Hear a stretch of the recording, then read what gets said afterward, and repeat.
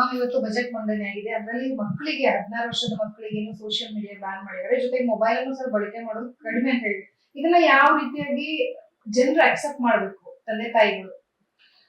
ಇವತ್ತು ನಮ್ಮ ಕರ್ನಾಟಕ ಸರ್ಕಾರದಿಂದ ನಮ್ಮ ಮುಖ್ಯಮಂತ್ರಿಗಳು ಹೇಳಿದ್ದು ಏನು ಅಂತಂದ್ರೆ 16 ವರ್ಷದ ಕೆಳಗಿನ ಮಕ್ಕಳಿಗೆ ನಾವು ಸೋಷಿಯಲ್ ನೆಟ್ವರ್ಕ್ ಅನ್ನ ಬ್ಯಾನ್ ಮಾಡ್ತೀವಿ ಅಂತ ಹೇಳಿದ್ದಾರೆ. ಮೊದಲನೇದಾಗಿ ನಾವು ವ್ಯತ್ಯಾಸ ತಿಳ್ಕೊಳ್ಬೇಕು. ಇಲ್ಲಿ ಮೊಬೈಲು ಅಥವಾ ಇಂಟರ್ನೆಟ್ ನ ಬ್ಯಾನ್ ಮಾಡ್ತೀವಿ ಅಂತ ಹೇಳ್ತಿಲ್ಲ, ಸೋಷಿಯಲ್ ನೆಟ್ವರ್ಕ್ ನ ಬ್ಯಾನ್ ಮಾಡ್ತೀವಿ ಅಂತ ಹೇಳಿದ್ದಾರೆ. ಮೊದಲನೇದಾಗಿ ಸರ್ಕಾರ ಮಾಡ್ಬೇಕಾಗಿರೋದು ಏನು ಅಂದ್ರೆ, ಒಂದು ನಮಗೀಗ ನಮ್ಮ ಭಾರತದಲ್ಲಿ ಸೈಬರ್ ಸೆಕ್ಯೂರಿಟಿ ಮಿನಿಸ್ಟ್ರಿ ಇಲ್ಲದೆ ಇರೋದ್ರಿಂದ, ರಾಜ್ಯ ಸರ್ಕಾರದಿಂದ ಈ ನಿರ್ಧಾರ ತಗೊಂಡಿರೋದ್ರಿಂದ ಕಮಿಟಿ ಮಾಡಿ ಮೊದಲು ಅವ್ರ ಫ್ರೇಮ್ ವರ್ಕ್ ನ ತಯಾರಿ ಮಾಡ್ಕೋಬೇಕಾಗತ್ತೆ. ಅಂದ್ರೆ ಸೋಷಿಯಲ್ ನೆಟ್ವರ್ಕ್ ಅಂದ್ರೆ ಅದರಲ್ಲಿ ಏನೆಲ್ಲ ಇನ್ಕ್ಲೂಡ್ ಆಗತ್ತೆ. ಹಾಗೇನೆ ಈ ಸೋಷಿಯಲ್ ನೆಟ್ವರ್ಕ್ ಅನ್ನ ಬ್ಲಾಕ್ ಮಾಡ್ಬೇಕಾದ್ರೆ ನಾವು ISP ಮೂಲಕ ಬ್ಲಾಕ್ ಮಾಡ್ತೀವಿ. ಹಾಗೇನೆ ಮಕ್ಕಳ ರಿಜಿಸ್ಟರ್ ಆಗ್ಬೇಕಾದ್ರೆ, ಅಂದ್ರೆ ಒಂದು ಅಕೌಂಟ್ ಅನ್ನ ರಿಜಿಸ್ಟರ್ ಮಾಡ್ಬೇಕಾದ್ರೆ ಏಜ್ ಅಂದ್ರೆ ಕಾಂಟ್ಯಾಕ್ಟ್ ಅಂತ ಏನ್ ಹೇಳ್ತೀವಿ, ಕಾಂಟ್ಯಾಕ್ಟ್ ಕಂಟೆಂಟ್ ಪ್ರೊಫೈಲ್ ಇಂದು ಅದರ ಏಜ್ ಏನಿದೆ ಅಂತ ಕನ್ಫರ್ಮ್ ಮಾಡ್ಕೊಂಡು ನಾವು ಅಕೌಂಟ್ ಅನ್ನ ತೆಗಿತೀವಿ ಅಥವಾ ಅಕೌಂಟ್ ಅನ್ನ ಓಪನ್ ಮಾಡೋದಕ್ಕೆ ಅಲೋ ಮಾಡ್ತೀವಿ ಅಂತ ISP ಅಗ್ರಿ ಮಾಡ್ಬೇಕಾಗುತ್ತೆ. ಯಾಕೆಂದ್ರೆ ಪ್ರತಿಯೊಂದು ಸರ್ಕಾರದಿಂದಾನು ಸೋಷಿಯಲ್ ಪ್ಲಾಟ್ಫಾರ್ಮ್ ಗಳೇನಿದೆ ಅವರ ಆರ್ಗನೈಸೇಷನ್ ಮೂಲಕ ಅಗ್ರಿಮೆಂಟ್ ಗಳು ಇರುತ್ತೆ.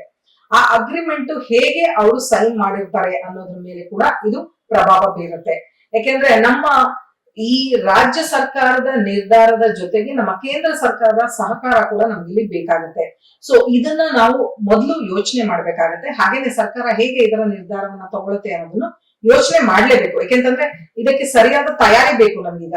ಮೊದಲು ಇದಕ್ಕೆ ಟೀಮ್ ಮಾಡ್ಬೇಕಾಗತ್ತೆ. ಹಾಗೇನೆ ಎಜುಕೇಶನಲ್ ಇನ್ಸ್ಟ್ರೂಮೆಂಟ್ಸ್ ಅಂತ ನಾವ್ ಏನ್ ಕರಿತೀವಿ ಇಂಟರ್ನೆಟ್ ಮೂಲಕ, ಅದು ಚಾಟ್ ಆಗಿರಬಹುದು ಅಥವಾ ಫೈಲ್ ಶೇರಿಂಗ್ ಆಗಿರಬಹುದು, ವಿಡಿಯೋ ಶೇರಿಂಗ್ ಆಗಿರಬಹುದು, ಇದರ ಫೆಸಿಲಿಟಿಯನ್ನ ಸೆಗ್ರಿಗೇಟ್ ಮಾಡದೆ ಅದರ ಅದನ್ನ ಅಲೋ ಮಾಡೋದು ಸ್ಕೂಲು ಕಾಲೇಜ್ಗಳಿಗೆ, ಅದನ್ನ ನಾವು ಸರ್ಕಾರದ ಜೊತೆಗೆ ಕೂತು ಚರ್ಚೆ ಮಾಡ್ಬೇಕಾಗುತ್ತೆ. ಇದರ ಕಮಿಟಿ ಯಾರು ಕೂತ್ಕೊಳ್ತಾರೆ ಅವರ ಮೂಲಕ ಈ ಎಲ್ಲಾ ನಿರ್ಧಾರಗಳ ಜೊತೆ, ಈಗ ಅವ್ರು ಹೇಳಿದ್ರು 16 ವರ್ಷದ ಕೆಳಗಿನ ಮಕ್ಕಳು ಅಂದ್ರೆ 10th ಸ್ಟ್ಯಾಂಡರ್ಡ್.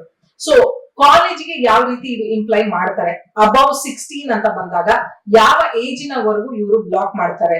ಹಾಗೇನೆ ಈ ರೂಲ್ಸ್ ಅಂಡ್ ರೆಗ್ಯುಲೇಷನ್ಸ್ ತರಬೇಕಾದ್ರೆ ಇದರಲ್ಲಿ ಬೈಲಾ ಏನ್ ಹೇಳುತ್ತೆ, ಅವ್ರು ಯಾವ ರೀತಿ ಬೈಲಾ ಮಾಡ್ತಾರೆ, ಇದಕ್ಕೆ ಪೂರ್ತಿಯಾಗಿ ಪಾಲಿಸೀಸ್ ನ ಹೇಗೆ ತರ್ತಾರೆ, ಲೀಗಲ್ ಆಗಿ ಹೇಗೆ, ಟೆಕ್ನಿಕಲ್ ಆಗಿ ಹೇಗೆ, ಕಮಿಟಿಗಳು ಹೇಗೆ ವರ್ಕ್ ಮಾಡುತ್ತೆ, ಹಾಗೆ ಇದರಲ್ಲಿ ಶಿಕ್ಷಕರ ಪಾತ್ರ ಏನು, ಪೋಷಕರ ಪಾತ್ರ ಏನು, ಸರ್ಕಾರದ ಪಾತ್ರ ಏನು, ಹಾಗೆ ಇಂಟರ್ನೆಟ್ ಸರ್ವಿಸ್ ಪ್ರೊವೈಡರ್ಸ್ ಯಾರಿದ್ದಾರೆ ಅವರ ಪಾತ್ರ ಏನು, ಮೊಬೈಲ್ ಡಿವೈಸ್ ಅಥವಾ ಬೇರೆ ಯಾವುದೇ ಸೆಕ್ಯೂರಿಟಿ ಡಿವೈಸಸ್ ಇದರ ಮ್ಯಾನುಫ್ಯಾಕ್ಚರಿಂಗ್ ಕಮಿಟಿಗಳು ಆರ್ಗನೈಸೇಷನ್ಸ್ ಏನಿದೆ ಅವರ ಪಾತ್ರ ಏನು, ಇದೆಲ್ಲವನ್ನ ಮೊದಲನೇದಾಗಿ ಇವರು ಪೇಪರ್ ಮೇಲೆ ತೀರ್ಮಾನ ಮಾಡ್ಬೇಕಾಗತ್ತೆ, ಅಪ್ರೂವಲ್ಸ್ ನ ತಗೊಳ್ಬೇಕಾಗತ್ತೆ. ಅದಾದ ಮೇಲೆ ಎಕ್ಸಿಕ್ಯೂಷನ್ ಹೇಗ್ ಮಾಡ್ತೀವಿ ಅಂತ ರೆಡಿ ಮಾಡ್ಕೋಬೇಕಾಗತ್ತೆ.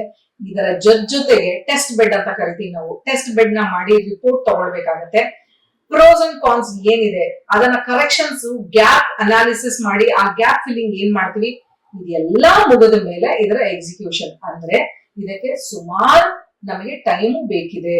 ಆ ಟೈಮಿನ ತಯಾರಿ ಯಾವತ್ತಿಂದ ಶುರುವಾಗುತ್ತೆ, ಆ ಟೈಮು ಟೆಸ್ಟ್ ಟೈಮ್ ಏನಿದೆ ಅದು ಯಾವಾಗ, ಇದಕ್ಕೆ ಎಕ್ಸಿಕ್ಯೂಷನ್ ಟೈಮ್ ಫ್ರೇಮ್ ಏನು, ಇದೆಲ್ಲದರ ಜೊತೆಗೆ ಬಜೆಟ್, ಇದಕ್ಕೆ ಅಂತ ಬಜೆಟ್ ಬೇಕು, ಆ ಬಜೆಟ್ ನ ವಿಷಯ ಏನು.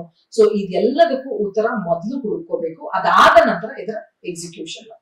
ಮೇಡಮ್, ಈಗ ಪ್ರಶ್ನೆ ಬರುವಂತದ್ದು ಏನಂತಂದ್ರೆ, ಇತ್ತೀಚಿನ ದಿನಮಾನಗಳಲ್ಲಿ ನಾವು ನೋಡ್ತಾ ಇದೀವಿ ತುಂಬಾ ಜನ ಮಕ್ಕಳು ಸೋಷಿಯಲ್ ಮೀಡಿಯಾದ ಮುಖಾಂತರ ಸೀರಿಯಲ್, ಆಕ್ಟಿಂಗ್, ರೀಲ್ಸ್ ಅನ್ನೋದು ಹುಚ್ಚಲ್ಲಿದ್ದಾರೆ. ಸೊ ಈಗ ಆಲ್ರೆಡಿ ಇರುವಂತಹ ಮಕ್ಕಳನ್ನ ಹೇಗೆ ಇದರಿಂದ ಹೊರಗೆ ತರುವುದಕ್ಕೆ ಸರ್ಕಾರ ಕೆಲಸ ಮಾಡುತ್ತೆ. ಜೊತೆಗೆ ಇನ್ಮೇಲೆ ನೀವ್ ಹೇಳಿದ್ರಿ ಈಗ ಏಜ್ ಲಿಮಿಟ್ ಅನ್ನ ನಾವೆಲ್ಲ ಅಲ್ಲಿ ಕ್ವಾಲಿಫೈಡ್ ಮಾಡ್ಬೇಕಾಗುತ್ತೆ ಅಂತ ಹೇಳಿ, ಏಜ್ ನ ಯಾಕಂದ್ರೆ ಕೆಲವೊಬ್ರು ರಾಂಗ್ ಹಾಕ್ತಾರೆ. ಸೊ ಅದು ಯಾವ ರೀತಿಯಾಗಿ ಅನಲೈಸ್ ಮಾಡಿ ಕನ್ಸಿಡರ್ ಮಾಡ್ತಾರೆ ಅಂತ. Very good question. ಯಾಕೆಂತಂದ್ರೆ ಇವಾಗ ಏಜ್ ನ ತಪ್ಪು ಹಾಕೋದ್ ಬಿಡಿ, ಯಾಕೆಂತಂದ್ರೆ ಆಧಾರ್ ಕಾರ್ಡ್ ಅನ್ನ ಅಟ್ಯಾಚ್ ಮಾಡಿ ಅಲ್ಲಿ ಅಂತ ಕೇಳ್ಬೋದು, ಏಜ್ ಕರೆಕ್ಟ್ ಆಗಿ ನಾವು ಅಲ್ಲಿ ವೆರಿಫೈ ಮಾಡ್ಬೋದು. ತಂದೆ ತಾಯಿ ಅಕೌಂಟ್ ಯೂಸ್ ಮಾಡಿದ್ರೆ ಏನ್ ಮಾಡ್ತಾರೆ, ಫ್ರೆಂಡ್ಸ್ ಅಕೌಂಟ್ ಯೂಸ್ ಮಾಡಿದ್ರೆ ತಾತಂದು, ಅಜ್ಜಿದು, ದೊಡ್ಡಪ್ಪಂದು, ಅಂಕಲ್ದು ಎಷ್ಟೊಂದು ಜನ ಇದ್ದಾರೆ. ಸೊ ಈ ರೀತಿ ಇರ್ಬೇಕಾದ್ರೆ ಮೊದಲು ನಮ್ಗೆ ಸೆಕ್ಯೂರಿಟಿ ಆಪರೇಷನ್ ಸೆಂಟರ್ ಅಂದ್ರೆ ಟ್ರಾಫಿಕ್ ಮಾನಿಟರಿಂಗು, ಹಾಗೆ ISP ಮೂಲಕ ಮಾನಿಟರಿಂಗು, ಇದೆಲ್ಲವನ್ನು ಕೂಡ ನಾವು ಜಾರಿಗೆ ತರಬೇಕಾಗತ್ತೆ. ಹಾಗೇನೆ ಕಂಟ್ರೋಲ್ ಅಂತ ಬಂದಾಗ ಮಕ್ಕಳಿಗೆ ನಾವು ಆಗ್ಲೇ ಇದನ್ನ ಕೊಟ್ಬಿಟ್ಟಿದೀವಿ. 16 ವರ್ಷದ ಕೆಳಗಿನ ಮಕ್ಕಳು ಅಂದ್ರೆ ಈಗ 3 ವರ್ಷದ ಮಗುಗೂ ಮೊಬೈಲ್ ಕೊಟ್ಟಿರ್ತೀವಿ. ಇದನ್ನ ಕಂಟ್ರೋಲ್ ಮಾಡ್ಬೇಕು, ಮತ್ತೆ ಅವರಿಗೆ ಅವ್ರ ಕೈಯಿಂದ ಇದನ್ನ ಕಿತ್ಕೊಳ್ತಾ ಇದೀವಿ ಅಥವಾ ಅವರಿಂದ ನಾವು ಇದನ್ನ ತೆಕ್ಕೊಳ್ತಾ ಇದೀವಿ ವಾಪಸ್ಸು ಅಂತಂದಾಗ ಮಕ್ಕಳು ಒಪ್ಪೋದಿಲ್ಲ. ಮಾನಸಿಕವಾಗಿ ಮಕ್ಕಳನ್ನ ಇಲ್ಲಿ ತಯಾರಿ ಮಾಡ್ಬೇಕಾಗುತ್ತೆ. ಪೋಷಕರು ಶಿಕ್ಷಕರ ಜವಾಬ್ದಾರಿ ತುಂಬಾ ಇದೆ. ಯಾಕಂದ್ರೆ ಮಾನಸಿಕವಾಗಿ ಮಕ್ಕಳನ್ನ ತಯಾರು ಮಾಡ್ಬೇಕು. ಸೋಷಿಯಲ್ ನೆಟ್ವರ್ಕ್ ಈ ಏಜ್ ತನಕ ಬೇಡ ಮಗು, ಇದರಿಂದ ಈ ರೀತಿ ತಪ್ಪಾಗತ್ತೆ, ಈ ರೀತಿ ತೊಂದರೆ ಆಗತ್ತೆ, ಇದು ನಮಗ್ ಬೇಡ, ಅದನ್ನ ಬಿಟ್ಟು ನಾವ್ ಏನೆಲ್ಲ ಮಾಡಬಹುದು, ನಾವು ಹೊರಗಡೆ ಇದ್ದು ನಾವು ಕಲಿಯುವಂತ ಕಲಿಕೆಗೆ ಬೇಕಾಗಿರುವಂತ ಏನೇನಿದೆ ಇದೆಲ್ಲವನ್ನ ಮಕ್ಕಳಿಗೆ ಮನವರಿಕೆ ಮಾಡ್ಕೊಡ್ಬೇಕಾಗತ್ತೆ. ಅದರ ಜೊತೆಗೆ ನಾವು ಈ ಒಂದು ಬ್ಯಾನ್ ಅಂತ ಏನಿದೆ ಇದನ್ನ ನಾವು ತರಬೇಕಾಗುತ್ತೆ. ಮತ್ತೆ ಇದೆಲ್ಲವೂ ರಾತ್ರೋರಾತ್ರಿ ನಡೆಯುವಂತದ್ದಲ್ಲ. ಇದ್ರ ಜೊತೆಗೆ ನಾನು ಆಗ್ಲೇ ಹೇಳ್ದಾಗೆ ಇದರಲ್ಲಿ ಟೆಸ್ಟ್ ಬೆಡ್ ನಾವು ಮಾಡಿದಾಗ ಎಷ್ಟು ಪ್ರೋಸ್ ಅಂಡ್ ಕಾನ್ಸ್, ನೆಗೆಟಿವಿಟಿ ಏನ್ ಬರುತ್ತೆ, ಎಷ್ಟು ಜನ ಇದಕ್ಕೆ ಬೇಡ ಅಂತ ಹೇಳ್ತಾರೆ, ಬೇಕು ಅಂತ ಹೇಳ್ತಾರೆ. ಯಾಕೆಂದ್ರೆ ನಾವಿಲ್ಲಿ ಬೇಡ ಅಂತ ಹೇಳ್ತಾ ಇರೋದು ಮಕ್ಕಳ ಒಳ್ಳೇದಕ್ಕೆ ಹೊರತು ಬೇರೆ ಇನ್ಯಾವುದು ವಿಷಯಕ್ಕಲ್ವಾ. ಯಾಕೆಂದ್ರೆ ಇದ್ರಲ್ಲಿ ಎಲ್ಲರಿಗಿಂತ ಹೆಚ್ಚಾಗಿ ನಾವು ಗಮನ ಹರಿಸ್ಬೇಕಾಗಿರೋದು ಏನಂದ್ರೆ ಇವತ್ತು ಎಷ್ಟು ಜನ ನಮ್ಮ ಹೆಣ್ಣು ಮಕ್ಕಳು ತಪ್ಪದಾರಿ ಹಿಡಿತಾ ಇದ್ದಾರೆ, ಅವರ ಜೀವನವನ್ನ ಅಂತ್ಯ ಮಾಡ್ಕೊಳ್ತಾ ಇದ್ದಾರೆ. ಇದೆಲ್ಲದಕ್ಕೂ ಸೋಷಿಯಲ್ ನೆಟ್ವರ್ಕ್ ಕಾರಣ ಆಗ್ತಾ ಇದೆ. ಇದೆಲ್ಲದರ ಜೊತೆಗೆ ನಮ್ಮ ಯಂಗ್ ಮೈಂಡ್ ಏನಿದೆ ಆ ಯಂಗ್ ಮೈಂಡ್ಗೆ ಬ್ರೈನ್ ವಾಶ್ ಮಾಡಿ ಟೆರರಿಸಂಗೆ ತಳ್ತಾ ಇರುವಂತಹ ಸೋಷಿಯಲ್ ನೆಟ್ವರ್ಕಿನ ಪ್ಲಾಟ್ಫಾರ್ಮ್ ನಮ್ಗೆ ಈಗ ಸದ್ಯಕ್ಕೆ ಈ ಏಜಿನ ಮಕ್ಕಳಿಗೆ ಬೇಡ. ಆ ಮಕ್ಕಳಿಗೆ ಸರಿ ಏನು ತಪ್ಪೇನು, ನನಗಿದು ಬೇಕಾ ಬೇಡವಾ ಏನು ಗೊತ್ತಿರಲ್ಲ.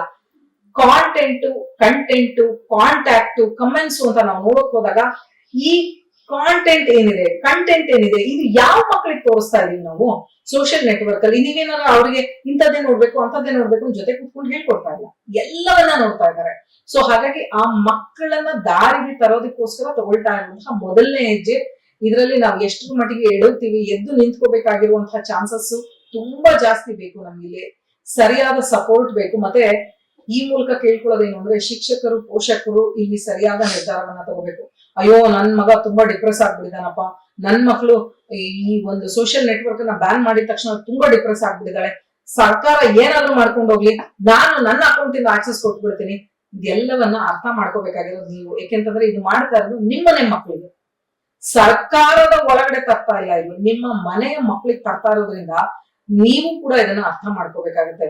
ಯಾಕೆಂದ್ರೆ ಅರ್ಥೈಸೋದಿದೆಯಲ್ಲ ದೊಡ್ಡವರಿಗೆ, ಅದು ಸ್ವಲ್ಪ ಇಲ್ಲಿ ನಾವು ಸರ್ಕಾರದಿಂದ ತಗೊಳ್ತಾ ಇರುವಂತಹ ನಿರ್ಧಾರದ ಜೊತೆಗೆ ಶಿಕ್ಷಕರು ಹಾಗೆ ಪೋಷಕರು ಕೂಡ ಸರಿಯಾದ ನಿರ್ಧಾರವನ್ನ ತಗೊಳ್ಳೇಬೇಕಾಗುತ್ತೆ. ಈಗ ಒಂದು ಕನ್ಫ್ಯೂಷನ್ ಕ್ವೆಶನ್ ನನಗೆ ಒಬ್ರು ಪೇರೆಂಟ್ಸ್ ಕೇಳಿರುವಂತದ್ದು ಈಗ ಬರುವಾಗ, ಈಗ ನಾನು ಸೋಷಿಯಲ್ ಮೀಡಿಯಾ ಅವ್ರ ಅಕೌಂಟ್ ಅಲ್ಲಿ ತಾಯಿ ಹೆಸರಲ್ಲಿ ಅಕೌಂಟ್ ಇದೆ, ಬಟ್ ಅದನ್ನ ಮಗಳು ಬಳಕೆ ಮಾಡ್ತಾಳೆ. ಒಂದು ಜೊತೆಗೆ ತಾಯಿಯ ಜೊತೆಗೆ ಮಗಳು ರೀಲ್ಸ್ ಮಾಡೋದು, ಕಂಟೆಂಟ್ ಕ್ರಿಯೇಟ್ ಮಾಡೋದು ಅಂತದನ್ನ ಕೆಲಸ ಮಗಳು ಮಾಡ್ತಾಳೆ. ಒಂದ 12 ವರ್ಷದ ಹುಡುಗಿ ಅವ್ರ ಮಗಳು. ಸೊ ಇದಕ್ಕೆ ಅವ್ರ ಕನ್ಫ್ಯೂಷನ್ ಕ್ವಶನ್ಸ್ ನನಗೆ ಕೇಳುದು, ಇದಕ್ಕೆ ಸರ್ಕಾರ ಯಾವ ರೀತಿ ಡಿಕ್ಲರೇಷನ್ ಕೊಡುತ್ತೆ? ಖಂಡಿತವಾಗ್ಲೂ ನೀವು ಮಕ್ಕಳನ್ನ ಯಾವ್ದ್ರಲ್ಲಿ ತೊಡಗಿಸ್ಬೇಕು, ನಮ್ಮ ಸಂಸ್ಕೃತಿ ಎಷ್ಟು ದೊಡ್ಡದು, ನೀವು ನಮ್ಮ ಸಂಸ್ಕೃತಿನಲ್ಲಿ ನಡೀತಾ ಇರುವಂತಹ ಆಕ್ಟಿವಿಟೀಸ್ ಅಲ್ಲಿ ಚಟುವಟಿಕೆಗಳಲ್ಲಿ ನಿಮ್ಮ ಮಕ್ಕಳನ್ನ ತೊಡಗಿಸ್ತಾ ಇದ್ದೀರಾ, ಅದನ್ನ ರೀಲ್ ಮಾಡಿ ಯಾವ್ದನ್ನ ಹಾಕ್ಬೇಕು. ಯಾಕಂದ್ರೆ ನೀವೇನೋ ಕಂಟೆಂಟ್ ಅನ್ನ ಹಾಕಿದೀರಾ, ಇದು ಎಲ್ಲಿ ಡೌನ್ಲೋಡ್ ಆಗ್ತಾ ಇದೆ ನೀವು ಯಾವತ್ತಾದ್ರೂ ನೋಡಿದೀರಾ? ನಿಮ್ಮ ಆ 13-12 ವರ್ಷದ ಹೆಣ್ಣು ಮಗುವಿನ ಒಂದು ವಿಡಿಯೋ ಆಗ್ಲಿ ಪಿಕ್ಚರ್ ಆಗ್ಲಿ ಎಲ್ಲವನ್ನ ನೀವು ಅಪ್ಲೋಡ್ ಮಾಡ್ತಾ ಇದ್ದೀರಾ. ಒಂದ್ ಸತಿ ಇಂಟರ್ನೆಟ್ಗೆ ಅದು ಹೋದ್ಮೇಲೆ ಅದನ್ನ ಡಿಲೀಟ್ ಮಾಡೋದು ಅಸಾಧ್ಯ. ನೀವ್ ಹೇಳ್ಬಿಡ್ಬೋದು ನಾನ್ ಡಿಲೀಟ್ ಮಾಡ್ಬಿಟ್ಟೆ, ನನ್ನ ಒಂದು ಪ್ರೊಫೈಲ್ ಏನಿತ್ತು ಅದ್ರಲ್ಲಿ ಡಿಲೀಟ್ ಮಾಡ್ಬಿಟ್ಟೆ, ಅಕೌಂಟ್ ಅಲ್ಲಿ ಡಿಲೀಟ್ ಮಾಡಿದೆ ಅಂತ. ಇಲ್ಲ, ಆತರ ಆಗಲ್ಲ. ಸೊ ಅದು ಎಲ್ಲೆಲ್ಲಿ ಹರಿದಾಡ್ತಾ ಇದೆ, ಯಾವ ರೀತಿ ಅದನ್ನ ಉಪಯೋಗಿಸ್ತಾ ಇದ್ದಾರೆ, ಯಾವ ರೀತಿ ಅದನ್ನ ಮಾಡಿಫೈ ಮಾಡ್ತಾ ಇದ್ದಾರೆ, ಇದನ್ನ ಯಾವ ಕೆಟ್ಟ ಆಕ್ಟಿವಿಟೀಸ್ಗೆ ಅದನ್ನ ಉಪಯೋಗಿಸ್ತಾ ಇದ್ದಾರೆ, ನಿಮ್ಗೆ ಏನಾದ್ರು ಅರ್ಥ ಆಗಿದ್ಯಾ? ಅದಿನ್ನೂ ಸಣ್ಣ ಮಗು, ಆಕೆಗಿನ್ನೂ ಗೊತ್ತಾಗಲ್ಲ. ನೀವು ಅದ್ರ ಬಗ್ಗೆ ಯೋಚನೆ ಮಾಡಬೇಕು. ಪ್ರತಿ ಒಬ್ಬ ಹೆಣ್ಣು ಮಗುವಿನ ತಂದೆ ತಾಯಿಗೂ ಕೂಡ ನಾನು ಇದೇ ಪ್ರಶ್ನೆ ಕೇಳ್ತೀನಿ, ಸುಮ್ಮನೆ ಮಗುವಿನ ಎಲ್ಲಾ ರೀತಿಯಾದ ಫೋಟೋಗಳನ್ನ ನೀವು ಯಾಕೆ ಅಪ್ಲೋಡ್ ಮಾಡ್ತಾ ಇದ್ದೀರಾ? ಸಂತೋಷ ಅನ್ಸಿದ್ರೆ ಒಂದು ಬರ್ತ್ಡೇದಾಗ್ಲಿ ಅಥವಾ ಬೇರೆ ಯಾವ್ದೋ ಫಂಕ್ಷನ್ ದಾಗ್ಲಿ ನೀವು ಚೆನ್ನಾಗಿರುವಂತ ಫೋಟೋಗಳನ್ನ ತೆಗೆದಾಗ ನಿಮ್ಮ ಸಂತೋಷಕ್ಕೆ ನೀವು ತೆಕ್ಕೊಂಡು ಇಟ್ಕೊಳ್ತೀರಾ. ಅದನ್ನ ಇಡೀ ಪ್ರಪಂಚಕ್ಕೆ ಗೊತ್ತಾಗೋ ಹಾಗೆ ಸೋಷಿಯಲ್ ನೆಟ್ವರ್ಕ್ ಅಲ್ಲಿ ಹಾಕೋದು ಬೇಕಾ? ನಾವ್ ಅದಕ್ಕೆ ಯಾವಾಗ್ಲೂ ಕೇಳ್ತೀವಿ ಸ್ಟಾಪ್ ಥಿಂಕ್ ಕನೆಕ್ಟ್ ಅಂತ. ಒಮ್ಮೆ ಯೋಚನೆ ಮಾಡಿ, ಆ ಮಗುವಿನ ಫೋಟೋ ಅಥವಾ ಆ ಹೆಣ್ಣು ಮಗುವಿನ ಫೋಟೋ ಯಾವ ರೀತಿ ಎಲ್ಲ ಉಪಯೋಗ ಆಗಬಹುದು, ಆಗ್ತಾ ಇದೆ, ತಪ್ಪಾಗಿ ಆಗ್ತಾ ಇದೆ. ಇವತ್ತು ಡೀಪ್ ವೆಬ್ ಆಗಿರಬಹುದು, ಡಾರ್ಕ್ ವೆಬ್ ಆಗಿರಬಹುದು, ಆರ್ಟಿಫಿಷಿಯಲ್ ಇಂಟೆಲಿಜೆನ್ಸ್ ಆಗಿರಬಹುದು, ಇದನ್ನ ಇಟ್ಕೊಂಡು ಯಾವ ರೀತಿಯಾಗಿ ಆ ಫೋಟೋಗಳನ್ನ ಮಾರ್ಪಾಟು ಮಾಡ್ತಾ ಇದ್ದಾರೆ. ಸೊ ಹೀಗಿರ್ಬೇಕಾದ್ರೆ ನೀವು ರೀಲ್ಸ್ ಮಾಡಿ ಮಗುವನ್ನ ಫೇಮಸ್ ಮಾಡೋದು ಮುಖ್ಯನಾ ಅಥವಾ ಮಗುನೇ ಫೇಮಸ್ ಆಗೋದು ಮುಖ್ಯನಾ? ಯೋಚನೆ ಮಾಡ್ಬೇಕಲ್ವಾ. ಯಾಕೆಂತಂದ್ರೆ ರೀಲ್ಸ್ ಇಂದ ಮಗುವಿನ ಆ ಒಂದು ಆಕ್ಟಿವಿಟಿ ಫೇಮಸ್ ಆಗ್ಬಹುದು, ಆದ್ರೆ ಆ ಮಗು ನಾಳೆ ದಿನ ಒಬ್ಬ ಸೈಂಟಿಸ್ಟ್ ಆಗ್ಬಹುದು ಅಥವಾ ದೊಡ್ಡ ಉದ್ಯಮಿ ಆಗಬಹುದು, ಬೇರೆ ಇನ್ನೇನೋ ಕಂಡುಹಿಡಿಬಹುದು, ಪೇಟೆಂಟ್ ಗಳನ್ನ ಮಾಡಬಹುದು. ಅದೆಲ್ಲವನ್ನ ತಪ್ಪಿಸಿ ನೀವು ರೀಲ್ಗೆ ಫೇಮಸ್ ಆಗೋದಕ್ಕೆ ಯಾಕೆ ಯೋಚನೆ ಮಾಡ್ತಾ ಇದ್ದೀರಾ ಅನ್ನೋದು ನನ್ನ ಪ್ರಶ್ನೆ. ಮ್ಯಾಮ್, ಈಗ ಈಗ ಸರ್ಕಾರ ಬಜೆಟ್ ಅಲ್ಲಿ ಹೇಳ್ಬಿಡ್ತು ಇದು ನಾಳೆಯಿಂದಂದ್ರೂ ಜಾರಿಗೆ ಬರೋದಕ್ಕೆ ಅಸಾಧ್ಯವಾಗಿರುವಂತಹದ್ದು. ಇದು ಯಾವ ರೀತಿಯಾಗಿ ಜಾರಿಗೆ ತಗೊಂಡ್ ಬರುತ್ತೆ ಸರ್ಕಾರ, ಜೊತೆಗೆ ಎಷ್ಟು ಟೈಮ್ ಡ್ಯೂರೇಷನ್ ಎಷ್ಟು ಬೇಕಾಗಬಹುದು? ಸರಿ ಸುಮಾರು 3 ರಿಂದ 4 ತಿಂಗಳು ಬೇಕೇ ಬೇಕು. ಯಾಕೆಂತಂದ್ರೆ ನಾನು ಆಗ್ಲೇ ಹೇಳ್ದಂಗೆ ಮೊದಲು ಕಮಿಟಿ ಫಾರ್ಮ್ ಆಗ್ಬೇಕು, ರೂಲ್ಸ್ ಅಂಡ್ ರೆಗ್ಯುಲೇಷನ್ಸ್ ಬರ್ಬೇಕು, ಫ್ರೇಮ್ ವರ್ಕ್ ಫಾರ್ಮ್ ಆಗ್ಬೇಕು, ಟೆಸ್ಟ್ ಬೆಡ್ ಫಾರ್ಮ್ ಆಗ್ಬೇಕು, ಟ್ರಯಲ್ ಅಂಡ್ ಎರರ್ ನ ನೋಡ್ಬೇಕು, ಟ್ರಯಲ್ ಅಂಡ್ ಎರರ್ ನ ರಿಪೋರ್ಟ್ ಏನು, ಗ್ಯಾಪ್ ಅನಾಲಿಸಿಸ್ ಏನು, ಹಾಗೆ ಜನ ಇದನ್ನ ಹೇಗೆ ಸ್ವೀಕಾರ ಮಾಡ್ತಾ ಇದ್ದಾರೆ, ಅಲ್ಲಿ ಅವರಿಗೆ ಬೇಕಾಗಿರುವಂತಹ ಚೇಂಜಸ್ ಏನು, ಸರ್ಕಾರ ಮಾಡ್ಬೇಕಾಗಿರುವಂತಹ ಮಾರ್ಪಾಟುಗಳೇನು, ಬಜೆಟ್ ಗೆ ಹೊಂದೋ ಹಾಗೆ ನಾವು ಇದನ್ನ ಹೇಗೆ ತಗೊಂಡು ಹೋಗ್ತೀವಿ. ಯಾಕೆಂದ್ರೆ ನಾವು ಇಡೀ ದೇಶಕ್ಕೆ ರೋಲ್ ಮಾಡ್ಲಾಗ್ತಾ ಇದೀವಿ ನಮ್ಮ ಸರ್ಕಾರದಿಂದ, ನಮ್ಮ ರಾಜ್ಯ ಸರ್ಕಾರದಿಂದ ನಾವು ರೋಲ್ ಮಾಡ್ಲಾಗ್ತಾ ಇರೋದ್ರಿಂದ ನಾವೇ ಮೊದಲನೇ ಹೆಜ್ಜೆ ಇಡ್ತಾ ಇರೋದ್ರಿಂದ ಬೇರೆ ದೇಶದಲ್ಲಿ ಮಾಡಿದ್ದಾರೆ.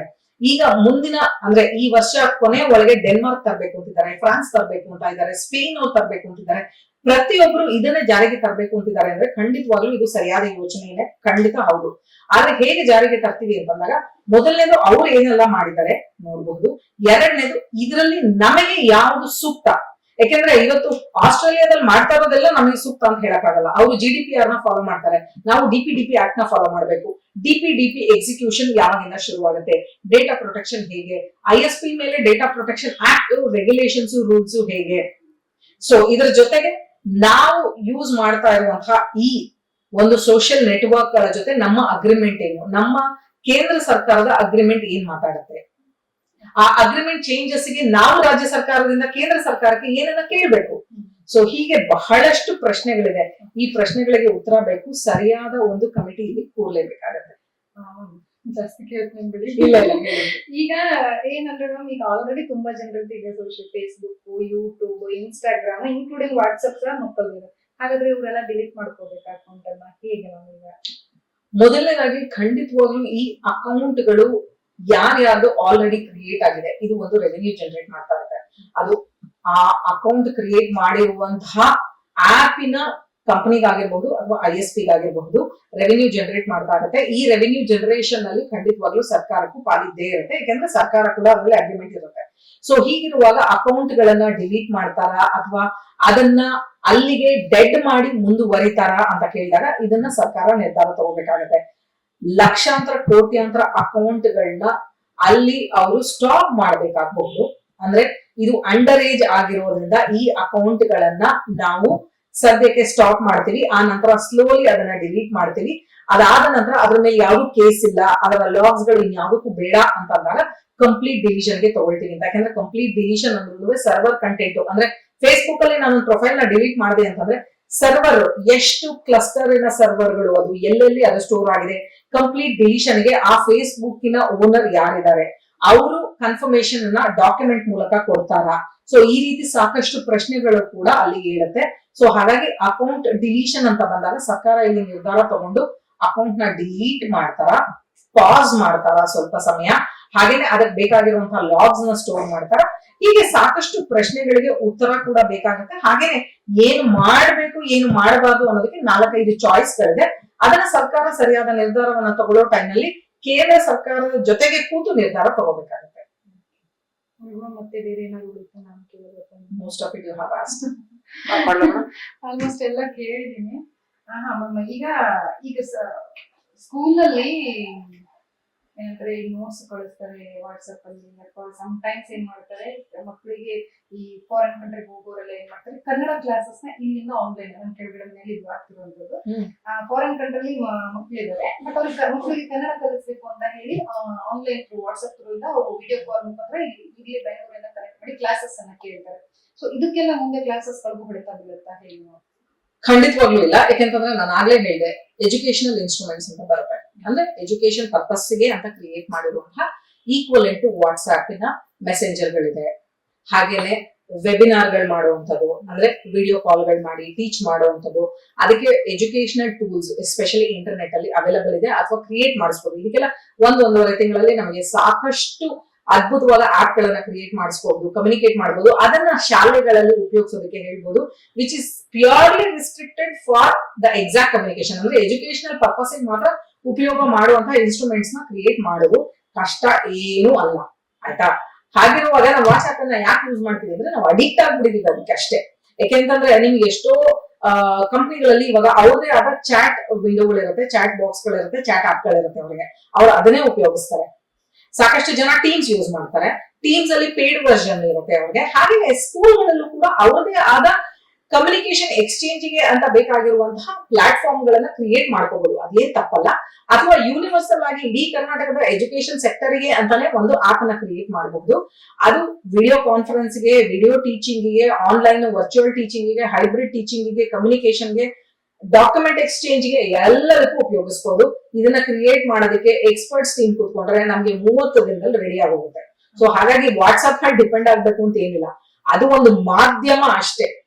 ಅಂದ್ರೆ ನೀವು ಇವತ್ತು ಇಲ್ಲಿಂದ ಮೆಜೆಸ್ಟಿಕ್ ಹೋಗ್ಬೇಕು ಅಂತಂದ್ರೆ ಬಸ್ ಒಂದು ಮಾಧ್ಯಮ, ನೀವು ಕಾರಲ್ಲಿ ಹೋಗ್ಬೋದು, ಫ್ಲೈಟ್ ಅಲ್ಲಿ ಹೋಗ್ಬೋದು, ಆಟೋದಲ್ಲಿ ಹೋಗ್ಬೋದು, ಊಬರ್ ಅಲ್ಲಿ ಹೋಗ್ಬೋದು, ಸಾಕಷ್ಟು ಮಾಧ್ಯಮಗಳಿದೆ, ಅದೊಂದು ಮಾಧ್ಯಮ ಅಷ್ಟೇ. ಸೊ ಆ ತರದ ಸಾಕಷ್ಟು ಮಾಧ್ಯಮಗಳನ್ನ ನಾವು ಮಾಡ್ಕೊಳ್ಬಹುದು, ರೆಡಿ ಮಾಡ್ಕೊಳ್ಳೋದಕ್ಕೆ ಎಕ್ಸ್ಪರ್ಟ್ಸ್ ಜೊತೆ ಇದ್ದೇ ಇದ್ದಾರೆ. Shubha Mangala Sunil, cyber security expert in Go Cybers company.